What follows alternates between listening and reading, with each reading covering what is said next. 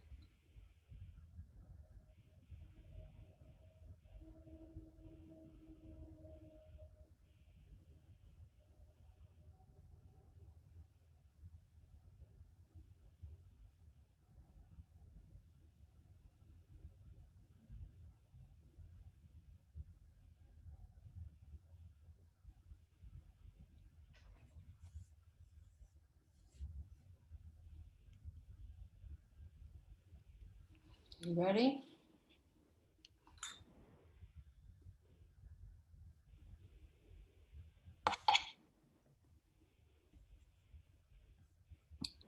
Okay. Well, hello, everyone. I'm Zacarian, and I'm thrilled to be here and to welcome you on behalf of the Armenian Heritage Park. We're delighted that you're joining this public program, leadership, sharing experiences, celebrating art, science, service, and commerce. These words hold special meaning to us and are etched around the park's Labyrinth circle to acknowledge the many contributions being made to life and culture to this day. This evening, 6 leaders, each leading by example, will speak about their personal experiences and their ongoing commitment to social good and making a difference. We'll hear their stories and later their individual responses to some of our questions. But first, and for those who have yet to visit the Armenian Heritage Park, allow me to just share a brief description of what makes this park so very special. For me, the Armenian Heritage Park on the Greenway is a public space that welcomes all on common ground. Its various sculptural, water, and landscape architectural features are uniquely intertwined, and when experienced in part or as a whole, serve as a message to inspire and to uplift us. Key feature of the park is the abstract sculpture, a split rhomboided hexahedron, hard word, made of stainless steel and aluminum. And each spring, a crane arrives and lifts and pulls apart the two halves to reconfigure its shape. Imagine this being a symbol of new life and a metaphor for the people who pulled away or were forced to leave their country of origin to come to our shores to establish themselves in new and different ways. This extraordinary sculpture sits on the second floor. And when you visit the park next, take a moment to read the beautiful words inscribed below. The waters of the reflecting pool wash over its sides and reemerge as a single jet of water at the center of the labyrinth, this representing hope and rebirth. Our labyrinth, the park's third most precious landscape architectural feature, symbols life's journey. Walk the labyrinth. Here, one path leads to the center, and the same path leads out. Encircled there are the words that I began with: art, science, service, and commerce. And this is in tribute to the many contributions made to life and culture, and why today we are coming together to listen and to ask questions. So please visit the park, if simply to sit on one of the many benches to enjoy a peaceful moment to yourself, or to converse among friends, family, colleagues, or visitors. As volunteer representatives of the park, we look forward to meeting and greeting you before long. But for now, let us thank you. And because of science and technology, allowing us to stay virtually connected in the interim. So without further ado, please join me with great, great pleasure to welcoming Chief Marty Martinez, City of Boston's Office of Health and Human Services, and a wonderful, wonderful partner for many of the programs at our park. Marty? Hi, thank you, Anne. I appreciate the opportunity to be here with you. And it's great to join this program. Just another example of how the Armenian Heritage Park on the Greenway is bringing people together. Obviously, unfortunately, it's virtually now, but so often it's in person. You know, it's been great over the past couple of years. The City of Boston and my Office of Health and Human Services have been a longstanding partner of the Armenian Heritage Park, collaborating by offering programs such as Tea and Tranquility, celebrating what unites us, and of course the welcome reception for new citizens at the park following their naturalization ceremony at Faneuil Hall, which is always a favorite for many. And even during COVID, the city and the Friends of the Park keep sparking new development, new opportunities to connect, and for people to come together during these challenging times. You know, and before I pass it back to you, and I'm looking forward to hearing from our 6 leaders that we're going to hear from tonight. I just want to say it's hopeful to be able to hear from folks and share and exchange. You know, as I've been so focused on COVID, like so many others, you know, having more moments of hope, I think is what we all need. And it's grateful to be able to hear people's experiences and to share them with each other. So thank you for including me. Thank you for all the work you all do in partnership with the city. And I'm looking forward to the conversation. Thanks so much, Anne. Oh, thank you. We thank you. We're so grateful for your leadership, Chief Martinez, and your commitment to the park and to the many, many people of the City of Boston. You're just very special and very dear to us all. And with that, I also have the great pleasure of introducing and welcoming WCVB's TV5's Emmy Award winning Cindy Fitzgibbon and our program host for this evening. So thank you so much, Cindy.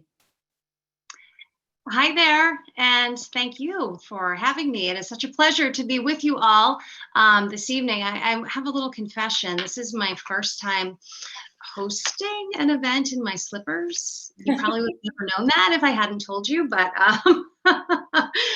we're comfortable, right? I guess that's a bonus of COVID. And it's such a beautiful afternoon. It's a shame we can't be at the park. But someday we will all be there together again. And really what you mentioned in the park is that this is a celebration of those words that you mentioned: art, science, service, and commerce. And through all of those contributions, 6 extraordinary people, leaders, are going to be speaking about their experiences in doing just that. So all of you watching at home, I want to introduce to you our 6 leaders who we are going to be hearing from this evening. Please join me in welcoming them, and they're going to appear on your screen as I introduce them. We have Edward Casabian. Edward is going to appear. We have Julia Grove. We have Dr. Avak Khavejian. We have Boston City Councilor Julia Mejia. We have Berj Najarian. And we have Tracey Zhen, all of which you are going to hear from, hear their story, hear how they are making these wonderful contributions. So we will be recording the program for anyone that is out there that is unable to be joining us.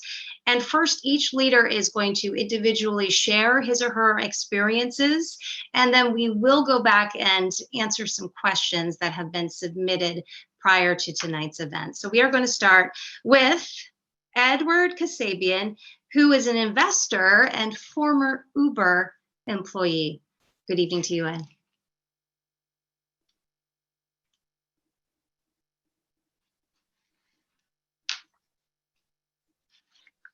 Hi, Cindy. Thank you so much. I have a confession. I'm in shorts. So But I'm very honored to be a part of this group today and to be kicking this off. The park is a special place, and every time I'm in the vicinity of Boston, I try to get there and visit. And I've also participated in some of the really wonderful programming that's been put on by this group. So today I wanted to share a little bit about what it was like to help build a new transportation system from the ground up. And that transportation system is a name you all know by now, but nobody knew when I started working there. In fact, when I first started working at Uber, there was less than 30 people in the company, and my friends just couldn't understand why I wanted to work at a taxi company. And even my parents, who are ever supportive, were confused about my new job title of a community manager when I had just finished the Chartered Financial Analyst program and been working in finance for the previous 3 years. So it was a really huge shift from everything I had studied and done professionally up until that point. But I had taken a ride the day that Uber launched in New York City and just decided I needed to work there. It didn't matter what the job was, what the role was. I had pushed the button on my phone. 2 minutes later, a driver named Johnny showed up, who I'm actually still in touch with to this day somehow, and brought me across town. So I sent a tweet to the company that night, fired off a cold email, and before I knew it, I had an interview, and a week later, I had a job. So Uber was looking for somebody who really knew New York, and it's a story for another day, but I spent the previous year living in a different neighborhood of NYC, of New York City, every week for an entire year, which I called the NYC Nomad. But I felt confident that I knew New York. So it all happened quickly, which was really a theme throughout my time at Uber. It was just so fast paced that it was hard to keep up with. I can remember the number of rides doubling and sometimes even tripling in a week. And in those early days, the drivers loved it, the riders loved it. It really felt transformative because the number of taxis, I don't know if people know this, but had been capped in New York since the 70s. So it's very hard to get a taxi between 4 and 6 p.m., very hard to get a cab during any sort of weather or in another borough.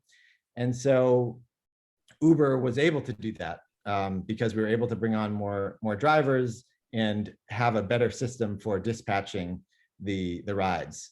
So it was a lot of fun. I can tell you stories for days about the things that happen in Uber. One early story was a customer decided to send his dog uptown by itself. And the driver wrote in that day telling us it was a dog-only pickup. So once we figured out what that actually meant, that a dog was just riding around New York City in an Uber, we had to figure out a policy to deal with that. And there was just, every day was a new adventure. We became so sort of desperate to get more cars on the system because cars and drivers on the system, it was growing so quickly. We actually spent a week at LaGuardia Airport talking to individual taxi drivers and seeing if they wanted to try it out in their spare time. So as the company became bigger, I was able to help launch Uber in Melbourne, Australia, and I got the opportunity to launch other markets and services like Uber Eats, which have also become sort of household names. But I always look back on those early New York City days as the ones that were the most fun and sort of the most growth personally and professionally, because I really like that early stage organizations, early stage companies. And in the other things I've done since Uber, I found the most satisfaction working, really figuring it out in the beginning. So that's a little bit about my experience starting something that has become just a household name. And I really look forward to hearing everyone else's experience on this wonderful panel. So thank you for having me. Thank you so much, Ed. I love the story about the dog too. That's fantastic. And I'm guessing if you polled pretty much everybody on this panel, I would say most of us have the Uber app on our phone, or at least used it many times. So question for another day, maybe where the name Uber came from. But That's a whole other story for another day. So we are going to get back to you in a little bit. With pleasure, I would like to introduce now Julia Grove, and I am a huge fan of the show This Is Us. It is such a wonderfully done show, and it's award-winning, as are the people that work on it. Julia has been nominated for the American Cinema Editor's 71st Annual Eddie Award in the category of Best Edited Drama Series for This Is Us. So fantastic for you, and so excited to speak with you. Please welcome Julia Grove. Good evening. Hi, good evening. Thank you, Cindy, for that introduction. Nice to be with you all today. Yeah, so my name's Julia. I've been working in post-production for about 15 years. And you would think that like being equipped with a fantastic film degree from Boston University and having the luxury of being able to move back home to my childhood bedroom in Southern California would tee me up for immediate success in the industry. But it did take me about 10 years to like find my footing, find jobs, projects that were meaningful to me. And that's not to say that I didn't have like a handful of mentors along the way that were really instrumental, namely women who were just like den mothers to me and just great sounding boards. But I eventually, landed on season 1 of This Is Us. And I guess at this point I should maybe describe what an editor does, because I don't know how many people know that. The rumors are only partially true that we're like solitary creatures and enjoy like dim windowless rooms, but we get the footage that was shot the day before. It's digitized. We get it in a digitized file format using computer software. We're looking at the footage, we're using the script, and we're following along and we're crafting like the best performance, the best scene, the best episode using sound effects, music, visual effects as needed. Ultimately, the directors and the producers come in and together we really hone the version of the episode that you end up seeing on TV.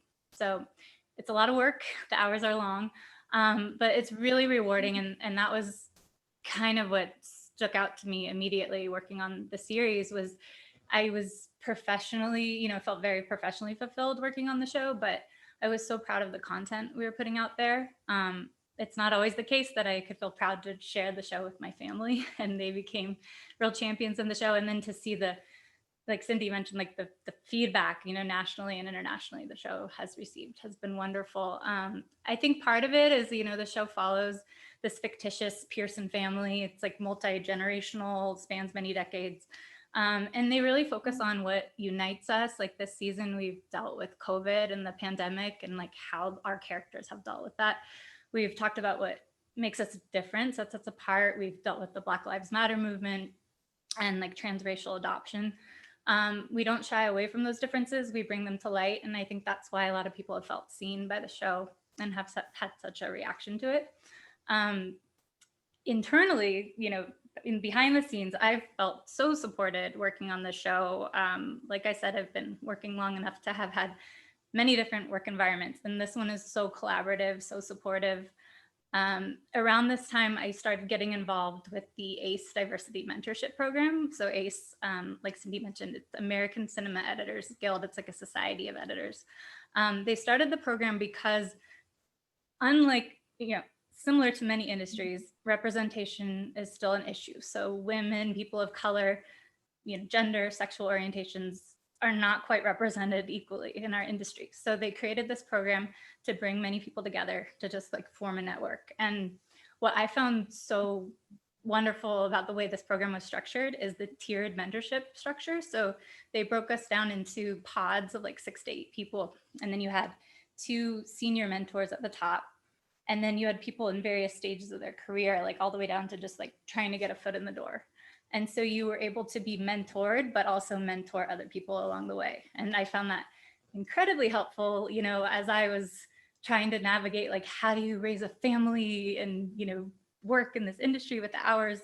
And so as I was able to, see people leading by example, talk to them, learn from them, I learned how to advocate for the resources I needed in my life and in my job. And then I became a more useful advocate and mentor for people around me. So I've found that to be incredibly rewarding and fulfilling, and what I kind of consider like the second phase of my career.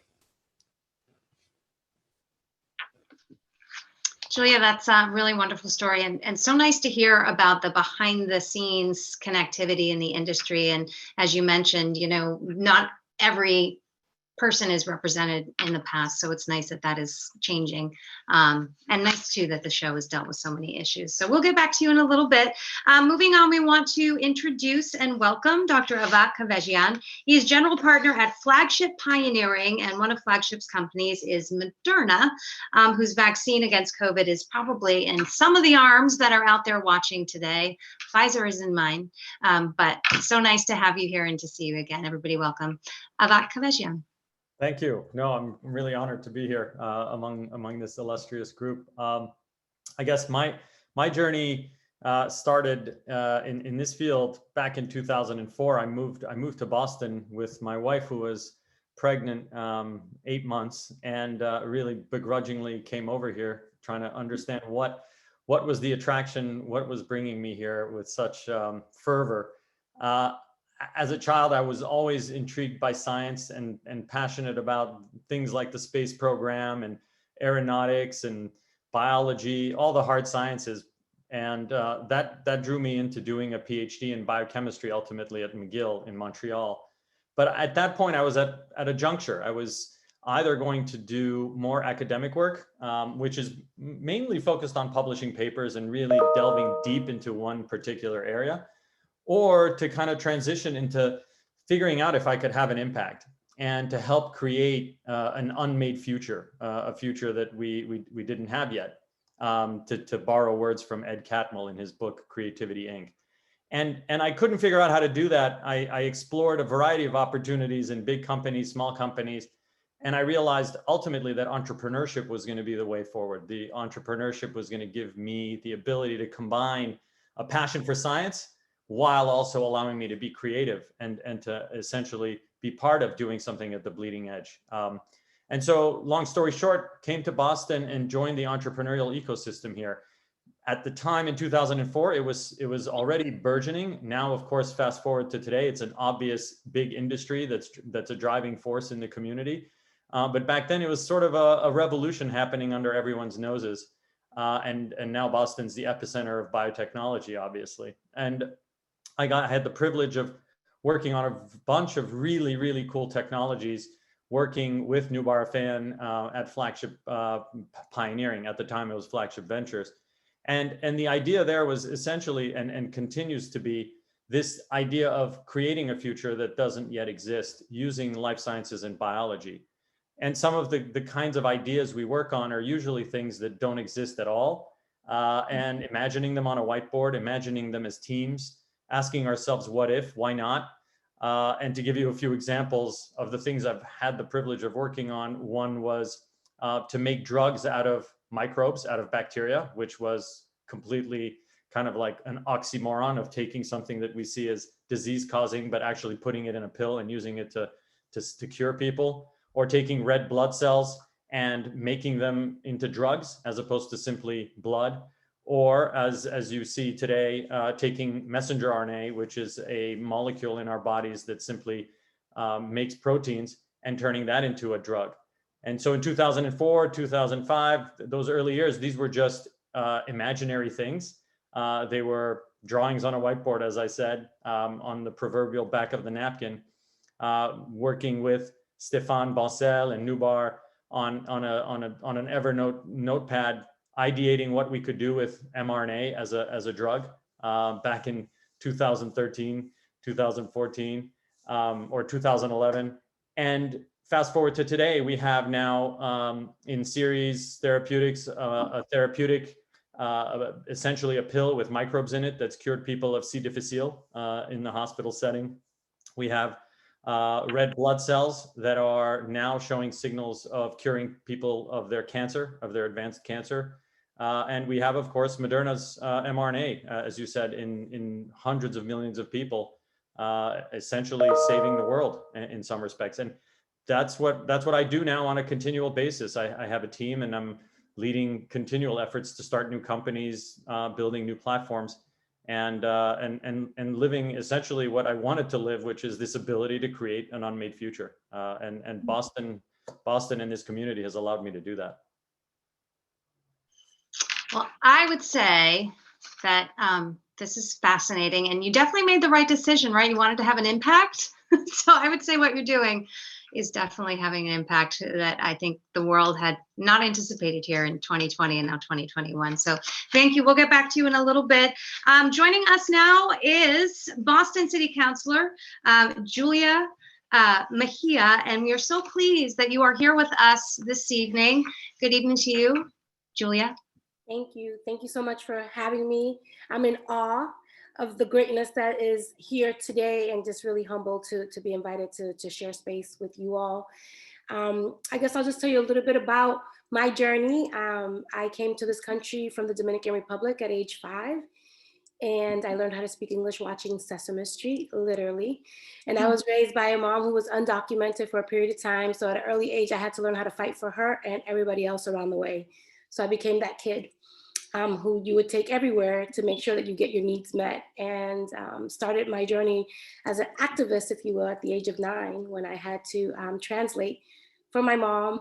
Oftentimes, I would take those opportunities to help soften the blow, because they would when we were at the welfare office, they would treat my mom in a way that I didn't feel was right. And so because she didn't speak English, I wouldn't say everything that they were saying to her. I would just kind of soften the blow a bit, but then I would utilize that moment to let them know about themselves and say, hey, you know, my mom said X, Y, and Z, and you should be nicer. And so there's where I started my long life career to advocacy and learning how to fight for others. I went on to become, after dropping out of high school and going back, went on to become the first person in my family to graduate high school and college. And the only reason why I'm here in front of you today is because Liz Walker was the first African-American news anchor in the state of Massachusetts, went to my high school to share her story about what life was like for her. And I said, oh my God, I want to be just like her. So I ended up graduating high school, and here I am today. She interrupted my entire cycle of poverty. And I've dedicated my entire career to service and creating space for people to utilize your voice, because when you grow up not having one, all you want to do is create opportunities for people to amplify. One moment that I'd like to share here that is really relevant to the conversation is I became a US citizen. And I remember when I got sworn in, I won by 1 vote, you guys. So for those folks who don't know my story, I'm the 1 vote wonder, and everybody wonders how we managed to win by 1 vote. But nonetheless, I'm here. But I remember the day that I was walking into Faneuil Hall to be sworn in. And I remember looking at my mother, who was in Faneuil Hall that day. And I remember us cleaning offices when, you know, years ago. And I thought of that moment when my mom voted for me on September the 24th, 2019, for the first time, to have her daughter's name on the ballot and to be able to cast a vote for me after being undocumented and then becoming a US citizen, eventually becoming a super voter, that there I was, an opportunity for her to vote for me, was my restorative justice moment. And being in Faneuil Hall and being sworn in as the first Afro-Latina in the city of Boston was, for me, a moment where I looked at my mom and I realized that everything that we had been through here in this country, from the going back to where you came from, to the humiliation of being poor, all of those things, being sworn in Faneuil Hall and celebrating that moment, for me, really set the stage for my work inside City Hall. Most of the work that I've produced since being elected has focused on making sure that the people who are experiencing the realities or going through the pain, that we have a seat at the table. And so we've been very loud. We have created space for folks who never really understood the way city government functions. And I think a lot of that resonates for me, because every space that I've been in, I've literally had to, I guess, knock the door down, if you will. I was a reporter at MTV 20 years ago. I covered the presidential elections. I was a first-time reporter. And every story that I pitched, everybody would always ask me, what does that have to do with Iowa? as though every single story that I wanted to tell that impacted youth of color had to resonate with Iowa, and I couldn't understand why. And it was because they wanted the stories that I would tell to have national appeal. And I had to fight with the producers and say to them, listen, the stories that are impacting Black and Brown and low-income young people resonate across the country, regardless of whether or not they live in Iowa. And I think that those moments and every single space that I've been in, now working in City Hall, is pushing on systems change. And I'm now inside a building that I feel like I fought my entire life. And to be able to lead with the people, literally, is what gives me the greatest joy. And so for me, as a single mom, as an immigrant to this country, as someone who grew up in a life of poverty, I know that my work on the council is reflective of the 700, I think it's 700,000 people that I represent, all 22 neighborhoods. And I'm committed to the work because I know that at the end of the day, I always say this, that nothing about us without us is for us. And every day when we're not at the dinner table, we're always on the menu and we're being eaten up alive. And as an activist, I am committed to ensuring that the work that I do on the council is deeply rooted in the community. So I'm grateful to be here with you all. I'm very humbled and a little bit nervous. I'm intimidated by this, the panel here, but I'm here to be here for all of it and looking forward to the opportunity to engage with you all. Thank you. Thank you. No intimidation required here. They can hear you in Iowa now. Every voice matters and every vote counts. That's wonderful. Wonderful, your story. Want to join now and bring on in Berj Najarian. He's the Director of Football and Head Coach Administration at the New England Patriots. And Berj, I mean, our weather is, just like Tampa. It's beautiful here. Good evening. Thank you so much, Cindy. Thank you, everyone, for having me on this panel. I'm so impressed and just blown away by everybody and what everyone's done and do, and your passion. It's incredible. Also by just saying about the park, seeing the photo of the park. Every time I see either a photo of the park or am in that vicinity, it makes me so proud to be Armenian and to see just the location. Boston's often referred to as the hub of the country or of the world, and that location is literally in the hub of Boston. And it's just a credit to all the people that made it happen and the leadership of the organization, and just to be part of anything that you're doing is a great thing. So just a little bit about me. Like Cindy said, I'm Director of Football Administration at the Patriots. But before I get into that, I want to just take you back kind of where the journey began, which was in New York, which is where I'm from. I went to Boston University, but professionally I started in New York, which is why at some point I would love to talk to you about your relationship with New York. It's just unreal. But so my first break was, so I always grew up, loving sports, playing, never at an elite level, but to get an internship at the New York Knicks in the media relations department there was an incredible opportunity. And it didn't take long for me to realize that if I could do anything, in the sports business, I was all in. That was media relations, and I was there for 4 years, which led to a position in media relations at the New York Jets. So 2 New York teams to start my career.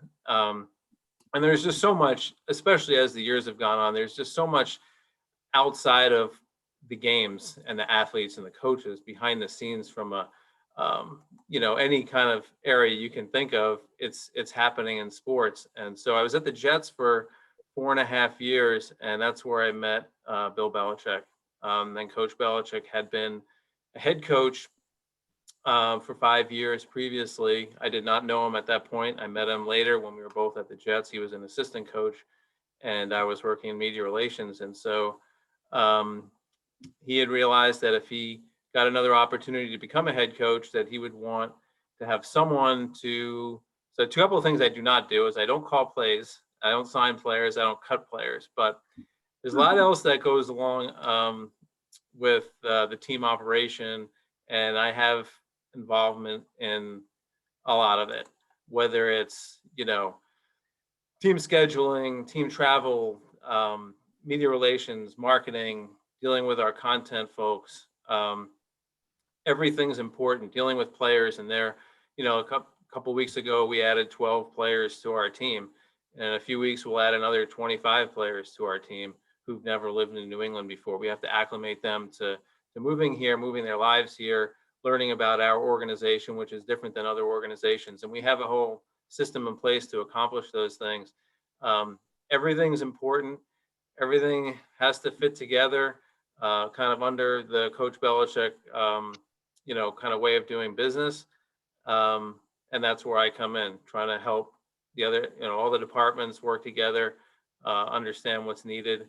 Last year it was, how are we gonna operate in a COVID world where there's 80 pages of protocols that seemingly change every week and bring on 150 people together all day, every day for 6 months and make that work. That was every day is something, every year is different. And, I'm very blessed to, obviously there's been the moments that everyone sees, Super Bowl championships, parades, and all the, those things that honestly you don't really even dream of. They're that far off the charts, but it's the day-to-day, every day. We joke about it, like almost every day almost feels like a Super Bowl. That's an exaggeration, but not quite. Where every day is important. You never feel like you've done everything you can do. There's always more to do. And every day, I drive up to this building, feels special, literally every day. And it's, it's a testament to working in a team environment where everybody works with a team of some sort. My team just happens to be in sports, and it's just a lot of special people from Mr. Kraft on to the coaches and players and all the staff here. So hopefully that explains a little bit of it. It definitely does. It is wonderful to hear about your story, and we will have some questions for you in a little bit, Berj. Thank you so much. And finally, we want to hear from Tracey Zhen, who is the president of Zipcar. So we've gone from Uber to Zipcar. Tracey, good evening to you. Thank you. Thank you for having me here, everyone. It's so nice to be part of such an interesting and diverse group of leaders. So as Cindy mentioned, I'm the president for Zipcar. And for those of you that may not know, we are the largest car sharing network. We're in over 500 cities and towns, but Boston is our hometown. This is where the company was founded. We celebrated our 20-year anniversary. So it seems like a long time. People always really surprised to hear that Zipcar is 20 years old because it's such an innovative concept. But it was founded by 2 women in Cambridge. So I feel very privileged to be leading a women-founded organization. And Zipcar is great because we're a profit mobility company, right? When we think about mobility, but our business model is really has a really big social and environmental impact. Our mission is to enable simple and responsible urban living. So what we do is really think about being in areas that are urban, highly densely populated. And our goal is to take cars off the road, which then reduces congestion, increases sustainability, and really provide access to mobility in neighborhoods that maybe perhaps not everyone may be able to afford or to buy or own a car.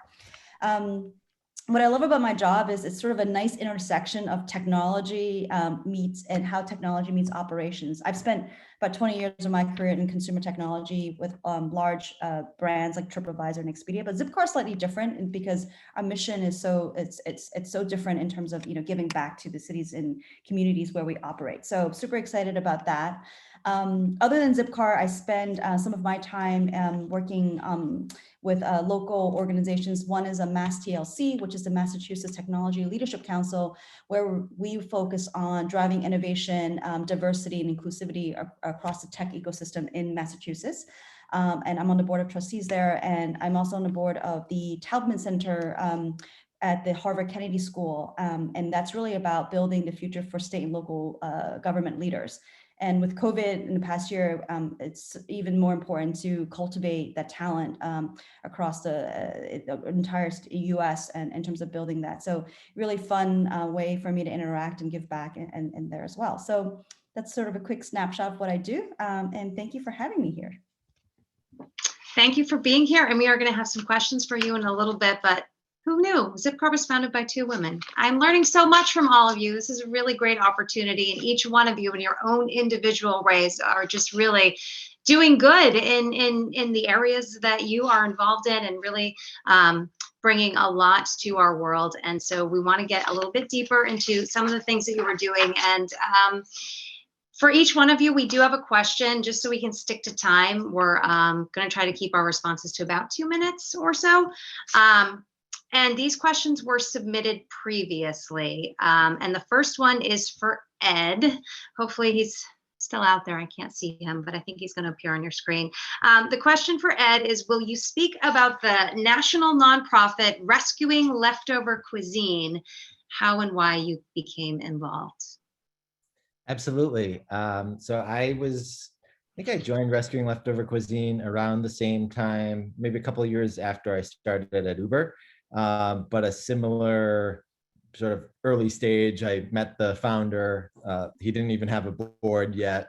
I was like, you need to get a board. But they were addressing the problem of food waste, which is a major issue. For those who don't know, it's 40% of food in this country is wasted. It's a large contributor to climate change. And I had spent my summers, working in restaurants, and just seeing the amount of food waste. So it was always something that bothered me, and I didn't really know how to address it. But this gentleman, Robert Lee, who founded Rescuing Leftover Cuisine, came up with a sort of volunteer network where he had volunteers who would pick up food from restaurants and take them to local shelters or places in need. So there are organizations that do that already, but he was doing it with volunteers, and the people who were rescuing it, all they needed to do was, they didn't need to have a truck, they didn't need to have a car, they could just walk, pick up the food and take it to a place in need. So what I loved about it was that it was not only addressing the issue of food waste and food going into landfills, it was also feeding people and activating citizens to get involved.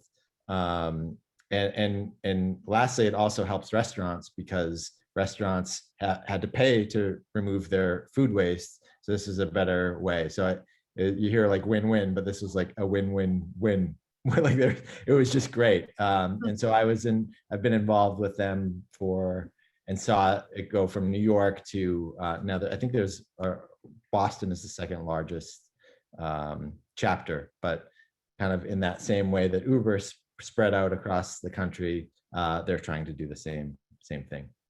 You know what, Ed, it makes me crazy when I see food wasted too. I think it's an Armenian thing. I'm telling you. It started when I was little. You have to clear your plate. Like, you have to eat it. Like, you could not get off the table until it was gone. It was growing up for me. That's the way it was. It was an Armenian thing. Right. All right, Tracey, we're going to bring you back now.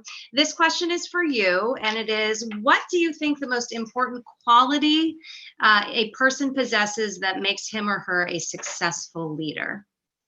That's your question. What quality makes them a successful leader? Quality. I would say, I guess it's a combination of quality and skill that you can continue to build upon. And, for me, I think it's really around communication. I think if I think about all the moments in which during crisis or during moments where you're celebrating as a leader, where you're rallying the troops, communication is probably one of the most important things. And in this past year with COVID, I can't even tell you how important communication has become, how we communicate internally, how we communicate to our employees, to our members of our service, to family, and all of that, it's so important.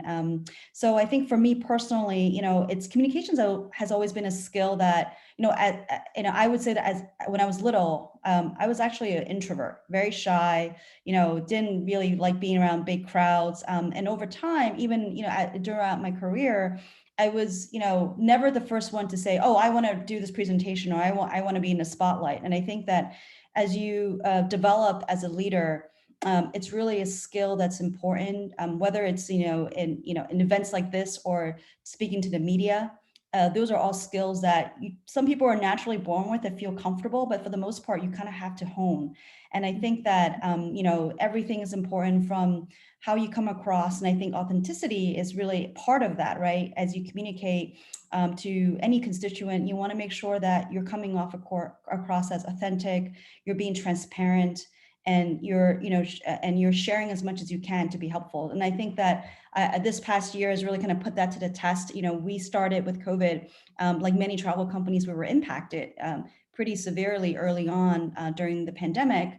And we went from doing, quarterly town halls to like bi-weekly town halls, just so that, everyone was working from home. We had lots of organizational work to do to make sure that our employees and our members were safe using our service. So all of that took tons of coordination and communication. So, all of that just took a lot of orchestration, but also planning and commitment to really being there and being available to our employees. So I think for me, it's a skill that, I continue to work on, whether it's like talking, being on an interview at CNBC to like talking to our employees in a town hall. All of that, it requires a lot of focus and commitment. And that's one skill I think that I'm continuing to work on, but I will also encourage everyone that if you're a leader to continue and develop. Absolutely. I agree with that 100%. And I too was actually super introverted growing up, would never, ever in my life think that I do what I do. Yeah, definitely. And you mentioned too, the communication helps with the connectivity and staying connected. And that kind of goes back to the park too, and part of what the park represents. So really nice. Thank you so much, Tracey. Next question is for Berj, and I love this one. Will you speak about the NFL My Cause, My Cleats campaign and how a pair of Armenian themed cleats raise both funds and awareness? Sure. So first of all, so even though I work with and have worked with for a long time a lot of high profile people, athletes, coaches, owner, media, whatever, I am very much a behind the scenes person. Okay, and I've always been. Last fall, a war was started by the neighboring countries of Armenia. It was a terrible time for obviously people in Artsakh and Armenians around the world. And I really, whether it was social media or whatever, I was really engaged and kind of captivated by everything that was going on. At the same time, this is definitely a part of the story to kind of bring me out from, behind the scenes. Last year, really all year, maybe around this time or even before, there were a lot of hot button issues in our country regarding race relations, social justice, human rights, and those things were very, very much on the front burner within our team. There are meetings on a weekly basis with players, coaches, staff to just have conversations about what was going on.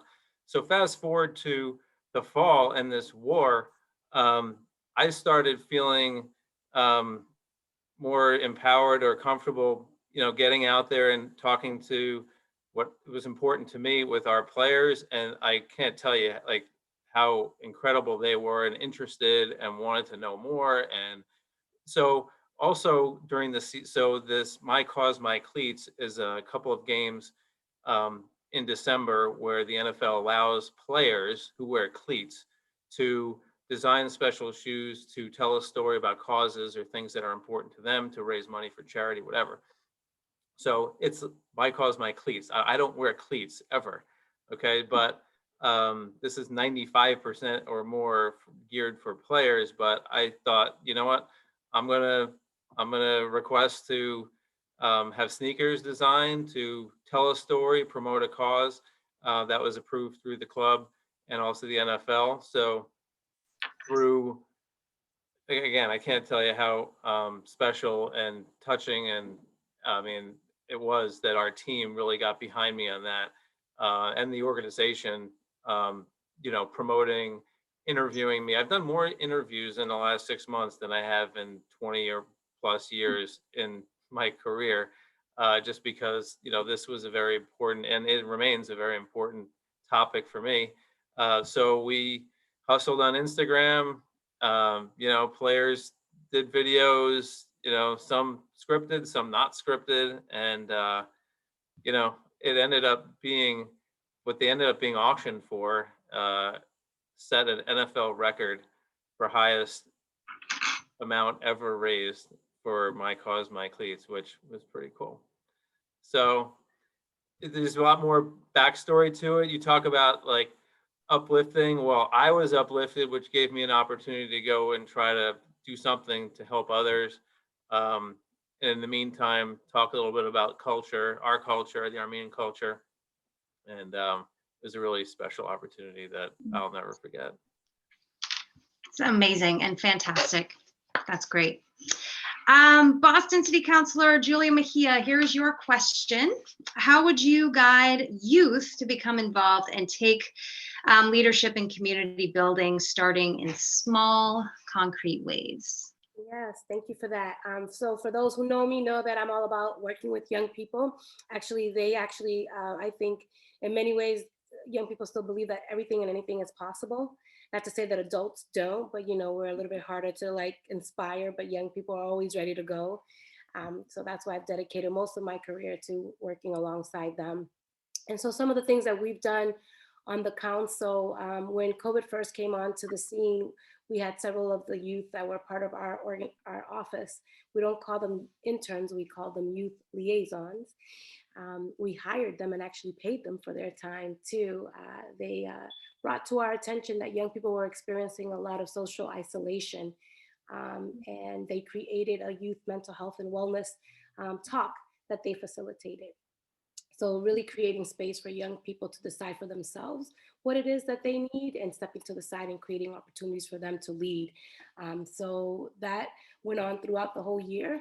They facilitated their own conversations, and we had clinicians of color who participated in those dialogues to ensure that the youth were supported.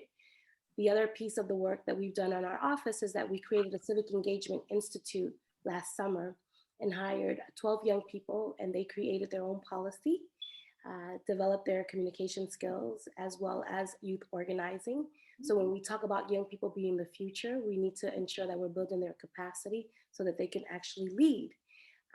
And so that work continues. Now, some of the young people that graduated from that program are working with some of our small businesses. I'm the chair of workforce development and small businesses. So the youth now are working with some of the immigrant-owned businesses that were just dealing with cash only. Now they know how to work with the internet. Now they have their business on social media. So the youth are continuing to help support these small businesses and developing those relationships while also gaining skills and different career exploration opportunities. The other piece in terms of young people really leading is that we recently filed a home rule petition to allow young people the right to vote, 16 years old and over.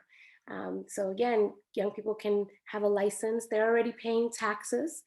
So at the very least, what we can do is fight for them to be able to vote in municipal elections. Now that's going to be a little bit controversial, but what I was really pleased about is that young people were the ones that wrote the piece of the home rule petition alongside our office.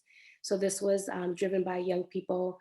Whenever a reporter calls to ask us about it, we connect them to the youth because it's their home rule petition in many ways. And so I think those are just really very specific ways that our office has done this to create space for youth. But for those who are interested in doing the same, all you have to do is literally create space for them to lead.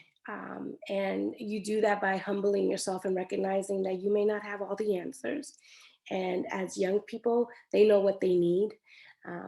And we've seen that here in the city of Boston time and time again. And I'm really looking forward to amplifying their voices in different spaces. And the last thing that I'll say that our office is doing is the mayor has a youth council, and that's great. I don't think that that's the only place where youth voice should live. I'm going to be pushing to have youth participating in all commissions and that we have on the city, just because I feel like youth can talk about housing. They can talk about workforce development. They're experiencing these realities, and they can shape conversations across the entire city, not just in the space that has been created and designated just for them. So those are just some examples of the things that our office has done to elevate youth voice, and will continue to do so. Thank you. Wonderful. Youth liaisons. I like that. I like that terminology, and certainly better with technology than I think a lot of the older folks, that's for sure. Final question. Oh, actually not final question. We're getting there though. I see the time. This one is for Julia Grove, and this is full disclosure from your Aunt Susan. She asked, what was a highlight of your last time in Boston to visit with family? Well, I'll give you a hint, and it involves Susan. Yeah, so I was born, raised, and I live out in California, but my whole entire mom's side of the family is from Massachusetts, and some of my dad's family as well. So I grew up coming to Massachusetts every summer at least. And then I mentioned before that I, ended up going to Boston University. Side note real quick, I think my film professor is tuning in. Hi, Sam Kaufman. Thank you for joining. He was a great mentor to me. So anyway, when I graduated, the Rose Kennedy Greenway was not yet completed. So one of the most prominent memories I have in recent years is just, visiting family and walking down to the waterfront and seeing the Greenway in all its glory. And we met up at Armenian Heritage Park and just, seeing the sculpture fountain. That's its own thing, which is amazing. And then the Labyrinth, which was so breathtaking, and, just walking it with family and thinking about, my ancestors who came here, over 100 years ago. My ancestors who are descendants who, lived in the Boston area for many years, and then thinking about future generations. I'd love to bring my son there eventually, and his future siblings. So that really resonated with me. And then without, maybe at the risk of sounding a little precious, just thinking about the tiered mentorship structure that I mentioned before, it really kind of dawned on me that a labyrinth or a path is such a great visual for that structure, because, you have people who we're all walking the same path and we have a very different experiences, but that doesn't mean that, we can't learn something from the people who come before us. And it doesn't mean that the people in front of us can't clear a boulder away or something, or maybe just say hey, that straight line up ahead, it's going to turn left, and just look out for that. So using your privilege or your experience to make the path maybe a little bit easier for those who come after us. Wonderful. Love that. And now our final question is for Avak.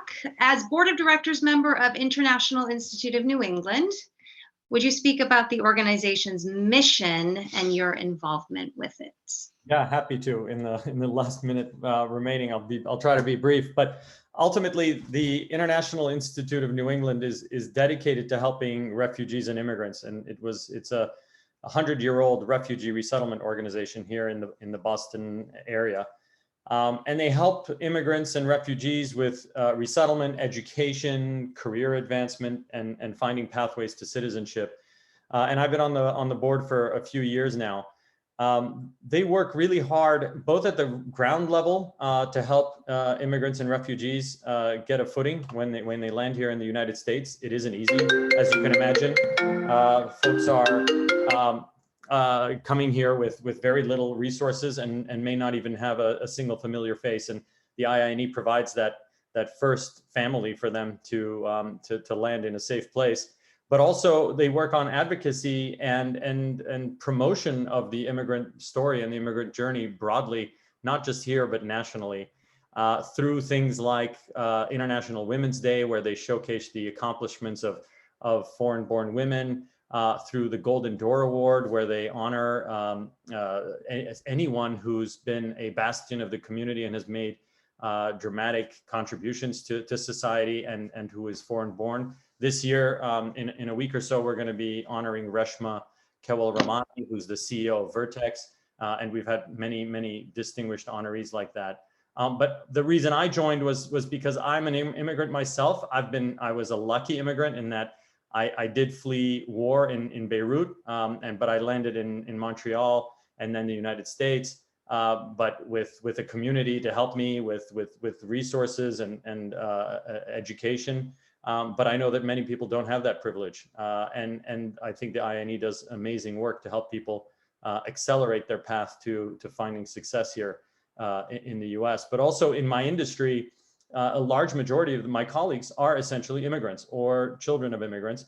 And even if you look broadly in this economy, half of the Fortune 500 companies are founded by immigrants or first descendants of immigrants. And so to me, it's really important that we continue to support people at the ground level, literally with action, but also to speak up for them nationally and locally so that people recognize what an impact immigrants make. Mhm.